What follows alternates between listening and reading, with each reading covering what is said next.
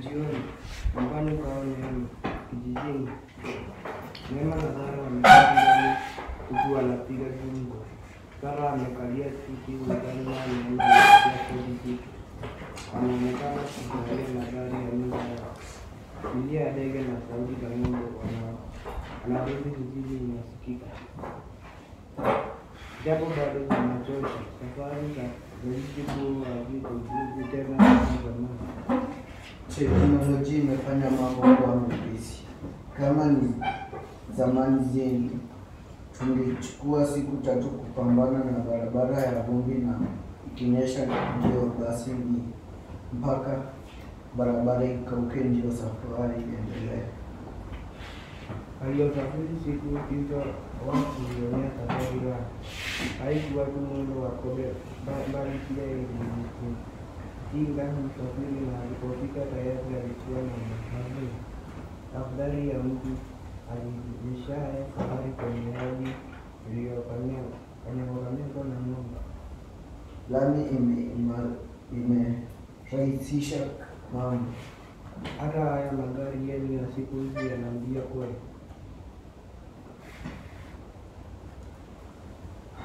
Haya ni kwa sababu ya lami. Barabara ikiwa imesakifiwa vizuri, basi mwendo wa vyombo na unakuwa wa haraka.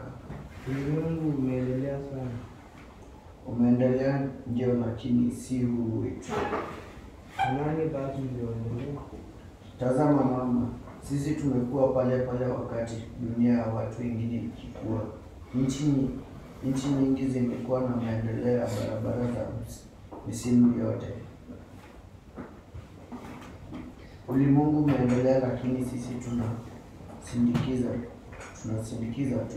Tunasubiri uzalishe, sisi tutumie kuzalisha mavuno, lakini sisi hapa tuko pale pale kwenye hujuma na kichumbana, kwenye ugomvi na mivutano, kwenye chuki na uhasama wa kitoto, kwenye tembo na gumzo lisiloisha, kwenye uchimbi na kusutana. Hata haya ndiyo maendeleo yetu. Tunasubiri akili kubwa kuzalisha ya kutumiwa na ulimwengu mzima, na sisi biashara yetu ni maneno ya kuvuta nyuma, azma ya kujiendeleza. Kweli wasemaye mwanangu, lakini unajua watu wa hapa kwetu walivyo. Mama, ulimwengu unakwenda shuti. Watu wamechukua nafasi zao katika mtandao mzima wa nchi. Nafasi chache zilizosalia watu wanang'ang'ana kujijaza, lakini hapa kwetu mwanamume hasa ni yule ajuaye ng'ombe ilipo na kujitolea kutumia hela yake yote kuzinunua. Hivyo ndivyo walivyomfanya babako. Wamemfuta na kumweka mikononi mwao. Sasa wanampeleka kama kiara kwenye upepo. Matokeo yake ni haya: utumwa wa pombe. Ona sasa, tulipoingia majira ya saa 12 bado baba ametatia nguo nyumbani. Hata mifugo hao wameachwa tu. Usimwingilie sana baba yako. Mimi nilipoona kuku na mbuzi wamefungiwa mapema na ng'ombe wako zizini, nilijua baba yako amekwenda kwa wazee wake. Ni desturi ya kila mwanamume hapa. Nadhani baba yako anajaribu kusaidia hapa na pale. Anasaidia Ingawa muwe na haki yake nje. Kuna wakati baba yako huingia jikoni akapika. Yeye ndiye ajuaye mikutano ya vyama vyetu itakuwa lini. Ndiye anayehudhuria vikao vyote. Si kwamba hafanyi kitu. Baba yako hufanya inapobidi au anapojisikia. Lakini haifai hivyo. Inafaa kushirikiana na kusaidiana katika kila hali. Huo ni uzungu mama. labda umesahau. Hapa kijijini kanuni yake ni tofauti, lakini hata akifanya sana haitasaidia. Watu watapata sababu ya kumcheka, watasema ninamkalia baba yenu. Si wasema tu. Alafu ningeelewa wapi? Bedi za mama aliyemtilia mumewe mguu wa kausha. Ningefanya hivyo, ningezoea. Kwa hivyo ulifanya hayo yote kwa ajili Mungu uende ukalinua uso. Hata bila mimi ningefanya tu.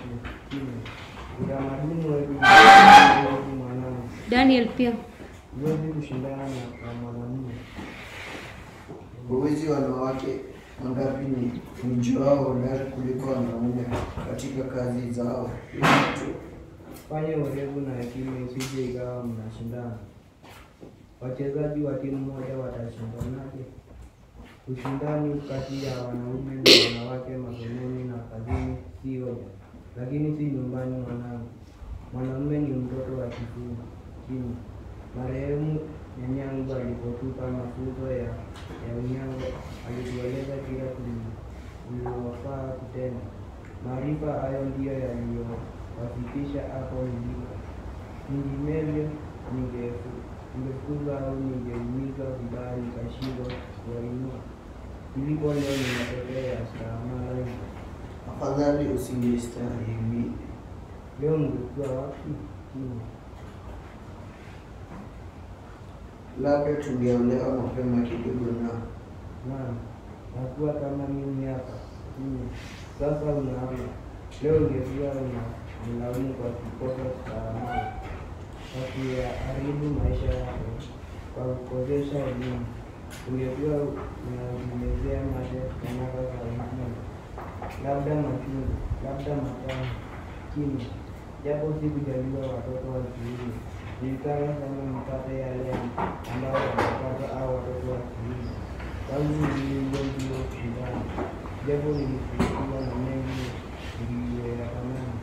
Nilitaka mimi nione mbayo na kuitazama dunia kutoka kule juu kwa niaba yangu. Stahamala yangu haikuniletea hasara na mambo. Kwa upole, ninajua umejitolea maisha yako ili tupate mema, lakini sasa ona matokeo yake, ugonjwa wa moyo. Si neno mama, hakuna kizuri kichacho kwa urahisi.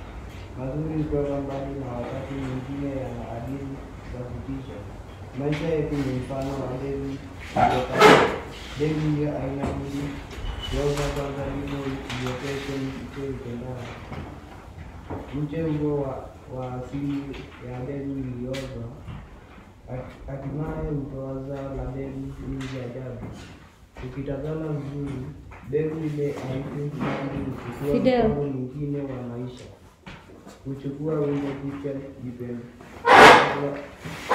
Sasa itakuwa imeangukia hadithi. Hapa kijijini sasa mawili matatu ya kusini. Kazi yake si baya. Imewatesha nyinyi. Sasa rudini msaidie kuzalisha mbegu nyingi juu. Ninyi mmebahatika kuwa mbegu nzuri kustahili kupandwa. Japo wapandizaji ni hapa. Shikeni usukani muwe marubani wa kweli ili ndege ipae angani. Maneno mazito haya mama, unanipa mwelekeo mpya. Sikujua una mengi mazuri kiasi hiki. Ninyi mnafikiri sisi ambao hatuna vyeti, hatuna akili. Tusome daraja zetu hatukujaliwa.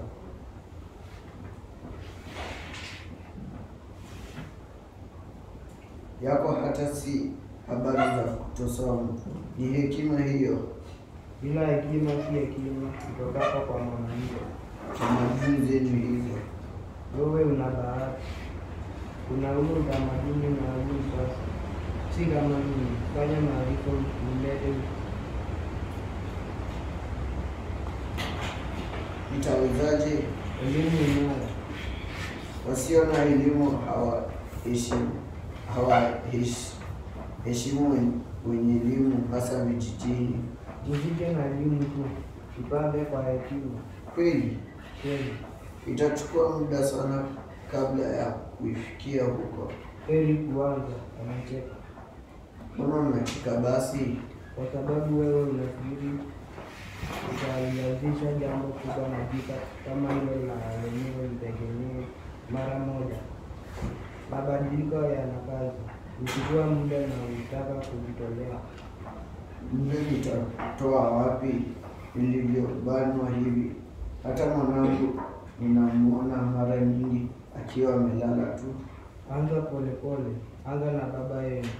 Badala ya kumkabili, mshawishi. Atakuelewa.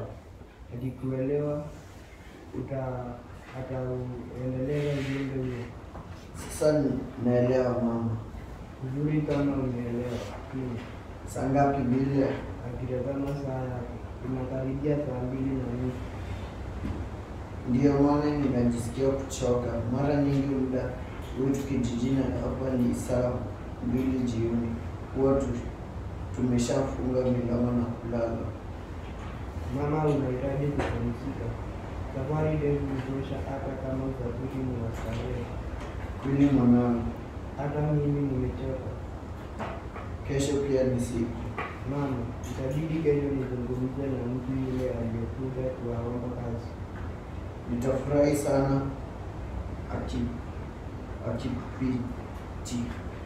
akipatikana atatusaidia. Wanainuka na kuondoka taratibu kazi nzima.